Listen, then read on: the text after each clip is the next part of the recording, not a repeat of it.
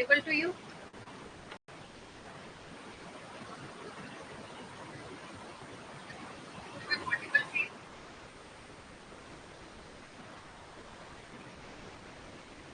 क्यों जीतू भैया आप लोगों में क्यों हो गए थे? क्या हो गया? Any problem?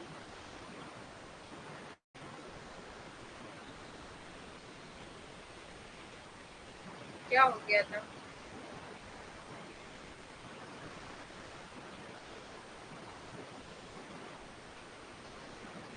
जीतू भैया गुस्सा क्यों हो गए थे आप लोगों से?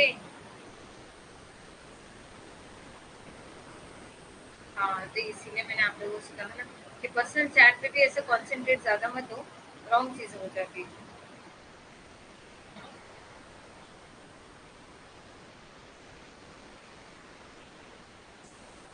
तो कैसे हो जाता है कि जब हम पढ़ाने के मूड में रहते हैं, उस दिन मैंने भी आप लोगों पे थोड़ा सा ये कर दिया था कि हम लोगों को इतने पर्सनल टॉक नहीं करने चाहिए आज की क्लास में। हाँ ओके, तो चलो कोई बात नहीं, हम अपना मूड नहीं खराब करते, हम अपने मूड को अच्छा करते हैं और यूनिट 10 पे कंसंट्रेट करते हैं। यूनिट 10 के हिसाब से हमें कैसे कैसे कहाँ कहाँ जाना है। ये हमारा पुराना है कि इंडिया में टैक्स कैसे आया, उसका क्लासिफिकेशन देख लिया, डायरेक्ट एंड इनडायरेक्ट में डिफरेंसेस देख लिया, एक्साइज से सर्विस टैक्स क्या होता है, ये सारी चीज़ें हमने देख ली। What is the goods and service tax ये हमने देख लिया था। यानी हमारा शीट 1 का जो है डिडक्शन। ओके, एटीडी में क्या हो जाता है? ओके, एटीई एटीसीसी किस लिए होता है? फाइनेंशियल ईयर असिस्टेंट क्या होता है? डीआर फॉर्म कैसे कहते हैं? ओके, उसके बाद यहाँ पे इनकम टैक्स के एग्जाम्पल्स देखने हैं। ओके, तो देखो पहले मैं थोड़ा सा यहाँ पर ले लेती हूँ। आईटीआर फॉर्म क्या होता है? इनकम टैक्स रिटर्न हम लोग जो फाइल करते हैं वो या तो हम किसी पर्सन की करेंगे, या तो किसी कंपनी की होगी, या तो कंपनी के हक की होगी। ओके, इनकम टैक्स रिटर्न में ऐसे फॉर्म होते हैं जिन्हें व्यक्तियों को अपनी टैक्स जानकारी के बारे में भरना होता है। इसमें आय कर, दायित्व, आय, इस तरह अधिक जैसे विवरण शामिल है। हर व्यक्ति जो टैक्स स्लैब में आता है उसे आईटीआर दाखिल करना होता है। साथ ही ये आवश्यकता है कि वे भुगतान किए गए करों पर धन वापसी चाहते हैं। ये फॉर्म भी अनिवार्य है अगर कोई किसी भी ऋण का लाभ उठाना चाहता है, जैसे घर या कार या ऋण। Okay,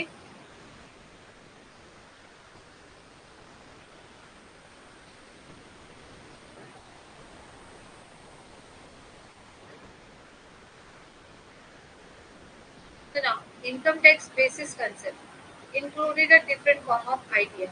The seven ITR form depending on the different factor are as follows. ITR 1, Indian resident with the income of rupees 50 lakhs from a one house property, pension and salary. ITR 2, individual of a Hindu undivided family with the income above the 50 lakhs from the ITR sources capital gain, foreign income or multiple house property. The income sources from the ITR 2 plus business partnership income from the 50 lakhs। ये ऐसे ITI की form है कि आपका business जो है कौन से इसमें आता है, ये चीज आपको चेक करनी होती है। ओके, तो यहाँ पर फिर 4 है आईटीआर, 5 है आईटीआर, 6 है। यानी आपका जो बिजनेस है, आप जो चीज कर रहे हो, आप सैलरीड पर्सन हो, आप बिजनेस प्रोफेशन में हो, आप एम्प्लॉयड हो, आपका बिजनेस पार्टनरशिप फॉर्म में चल रहा है, आपका बिजनेस लाइब्रेरी फॉर्म में चल रहा है, तो एक्सेप्ट 50 लाख के अबाव की जो चीजें हो जाती है जब हम बिजनेस रन करते हैं, तो हम कितना टैक्सेबल होता है, कितना इनटैक्सेबल होता है, उसके अंदर क्या क्या क्राइटेरिया होता है, उनको 1 2 3 4 5 6 7 8 9 7 तक दे दिया गया। उसके बाद सेक्शन मेंशन कर दिए गए 139(4)F, 139(4)A, 139(4)C, ये सारे सेक्शन है इनकम टैक्स के अंदर। Okay, like example, the income tax basis concept can be understood with the following example. Suppose A earn 1 lakh per month, एक आदमी है A जो 1 लाख रुपया पर मंथ कमा रहा है। The annual income is 12 lakh, 12 महीने की 12 लाख उसकी सैलरी होगी।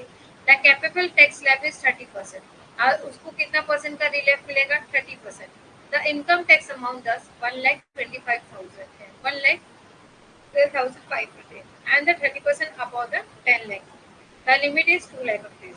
Okay, मीन्स व्हाट, ये देखो 10 लाख के ऊपर जो रहेगा उसके ऊपर हमको कितना लगेगा? 30% किस पे जाएगा? 12 लाख के अंदर हम लोग को 30% करना पड़ेगा। उसके बाद जो अमाउंट बच जाएगी उसके ऊपर हम लोग को क्या करना पड़ेगा, उसकी लिमिट ही है 10 लाख रुपीज के अंदर है। देखो the income 30% above the 10 lakh. अगर वो बंदा 10 लाख के ऊपर कमाता है तो उसको कितने रुपीज का रिलीफ मिलता है, 2 लाख का। द टोटल टैक्सेबल अमाउंट है 12,500 प्लस 2 लाख रुपीज का 30,000 अगर हम करेंगे तो कितना हो जाएगा 60,000। यानी उसकी टैक्सेबल अमाउंट कितनी हो गई 1,12,500 प्लस 60,000। आयकर की बुनियादी अवधारणों को निम्नलिखित उदाहरण के समझा जा सकता है। मान लीजिए ए प्रति माह 1 लाख कमाता है, वार्षिक आय उसकी 12 लाख हो गई, लागू टैक्स स्लैब हो गया 30%। इस प्रकार आयकर राशि 1,12,500 है और 10 लाख की सीमा से 30% से अधिक है, यानी 2 लाख है। उसकी दूसरी इनकम कितनी है, 2 लाख है। तो उसका मतलब कितना है, 30% स्लैब में देखेंगे तो कितना माफ है उसको, 1,25,000 सॉरी 1,12,500 रुपए उसको माफ है। उसके बाद 2 लाख के ऊपर 30% कमाएगा तो कितना हो जाएगा 60,000। ओके, ये देखो यहाँ पर इसको डिफरेंट कर दिया गया। एक बार मैं आपको एक पेन से समझा दूँ, आप और अच्छे से समझा दो। यहाँ पर उसकी टोटल कितनी हो गई है, 12 लाख सैलरी हो गई है। अगर वो 10 लाख तक कमाता है तो उसको कितना भरना है 30%। 10 लाख के ऊपर जो कमा रहा है यानी 10 लाख तक कमा रहा है तो उसको कितना भरना है टैक्स, 1,12,500। 10 लाख के ऊपर कितना भरना है, 1,12,500 उसको भरना है। और एक 10 लाख के ऊपर जो कमा रहा है यानी 10 लाख के ऊपर कितना हो गया, ये 2 लाख। तो 2 लाख के ऊपर उसको कितना भरना है 30%। 2 लाख के ऊपर उसको कितना भरना है 30%। तो 1,12,500 प्लस 2 लाख का 30% कितना हो गया 60,000। Is this clear?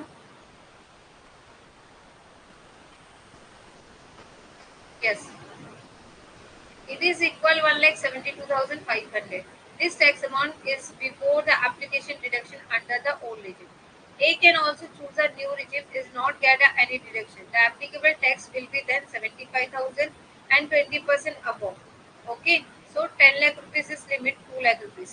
अगर हम लोग जो है एप्लीकेशन के हिसाब से अगर हम देखने जाए, अगर वो 10 लाख के अंदर कमा रहा है तो उसको कितना भरना पड़ता है, 75,000 रुपये भरना पड़ता है। और 2 लाख के ऊपर कितना भरना पड़ेगा 20%, तो कितना आ जाता है 40%। ओके, तो यहाँ पर कितना आता है 1,15,000 भरने के लिए आता है। तो ऐसे भी वो अपना न्यू रिजिम के हिसाब से बना सकते हैं। ओल्ड रिजिम के हिसाब से कितना था 1,12,500, न्यू रिजिम के हिसाब से कितना भरने का था 75,000। ये हो जाती है conditions. Concept of the income tax, current previous year 2019-20 current assessment year. देखो जो हमारा करंट प्रीवियस ईयर है यानी हमारा लगकर अभी हमारा प्रीवियस ईयर कौन सा हो जाएगा, अभी हम कौन सा है 2023 और 24 में जी रहे, हम 23-24 में जी रहे। करंट ईयर हमारा क्या आएगा 23-24, तो प्रीवियस ईयर हमारा कितना हो जाएगा 22-23। तो हमारा करंट प्रीवियस ईयर कितना हो जाएगा 22-23। करंट असेसमेंट ईयर कितना हो जाएगा हमारा 23-24। Previous year and assessment year are the same in the following case. Some cases में प्रीवियस ईयर और असेसमेंट ईयर्स कहाँ पर सिमिलर हो जाते हैं। A basic condition is in India in the previous year for the period 182 days और more। अगर हम किसी पर्सन की सैलरी को काउंट करते हैं, हाँ, अगर हम किसी की पर्सन की सैलरी को काउंट करते हैं तो पर्सन की इनकम को कैसे जज किया जाता है। अगर वो बंदा जो है अगर इंडिया का previous year for the period 182 days और मोर, अगर वो इंडिया में लास्ट ईयर प्रीवियस ईयर कितने दिन रहता है 182 से ज्यादा दिन है जाता है तो वो एज ए इंडियन सिटीजन कहलाता है। He has been India for at least 365 days during the previous year preceding previous year. यानी अभी हम जो करंट प्रीवियस ईयर था, प्रीवियस ईयर यानी पिछले सालों में, ओके, यानी पिछले कई सालों को मिलाकर या तो वो 182 दिन रहना चाहिए। अगर वो 182 दिन पूरे नहीं होता, ठीक है, तो पिछले 4 साल को मिलाकर, ओके, प्रेसिडिंग प्रीवियस ईयर को, पिछले प्रेसिडिंग प्रीवियस ईयर को यानी प्रेसिडिंग यानी एक साल को लगभग, ओके, कितने दिन रहना चाहिए 365 दिन रहना चाहिए। Is in the condition for the at least 60 days during the previous year, या तो वो 60 दिन अगर वो इंडिया का है नहीं है उसके हिसाब से उसको देखना चाहिए। देखो या तो 2 कंडीशन होती है, तो 182 वाली condition with 365 days with 60 days वाली कंडीशन, या तो वो 60 डेज प्रीवियस ईयर में होना चाहिए। Okay, B. Additional condition. He has been a resident in India at least 2 out of the 10 previous year. या तो 10 साल में, है ना, प्रीवियस ईयर में, प्रीवियस रिलेवेंट 10 साल में, पिछले 10 साल में वो 2 बार क्या होना चाहिए, वो इंडियन का सिटीजनशिप होना चाहिए. He should have been in India for at least 730 days during the 7 preceding year. और वो 7 साल में 730 दिन क्या होना चाहिए, इंडिया में रहना चाहिए. तो हम उसी कंडीशन को क्या कहलाते हैं, एज अ रेसिडेंट. इसका मैंने एक फ्लो चार्ट के थ्रू से भी एक्सप्लेन करने की कोशिश की है. वो कल मैं फ्लो चार्ट जो है वो मेरा हैंडरिटन में है, इसलिए मैं वो आपको कल शेयर करूँगी. ओके.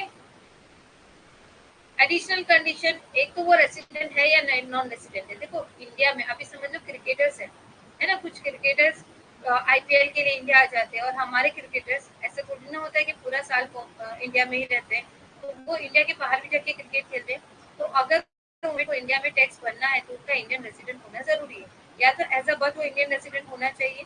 अगर वो फॉरेन में जाके कमा रहा है तो वो इंडिया में कितने दिन, एक लिमिट है कि वो इतने इंडिया में रहना चाहिए, तब जाके वो टैक्स भर सकता है. He has been resident in India at least 2 out of 10 previous year. Preceding relevant previous year, he should be India at least 730 days in all the 7 preceding year. तो ये कंडीशन उसको पूरी करनी होती है. Determination of a residential status, या तो वो रेसिडेंट होगा और ऑर्डिनरी रेसिडेंट होगा, या तो वो रेसिडेंट होगा बट नॉट ऑर्डिनरी रेसिडेंट होगा. If it is satisfied one of the basic condition does not satisfy the two condition, so it will be the more impactful. Just hold on. Assalamu alaikum. Hmm.